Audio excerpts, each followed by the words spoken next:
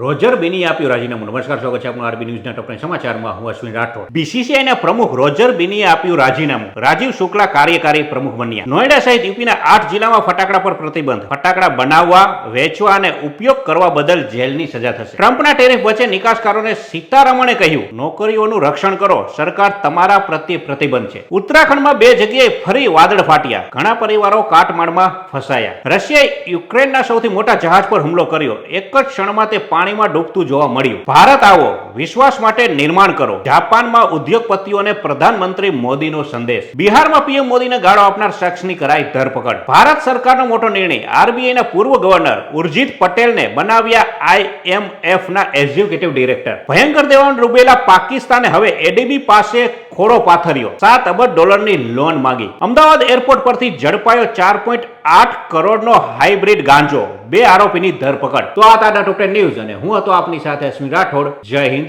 Jay Bharat.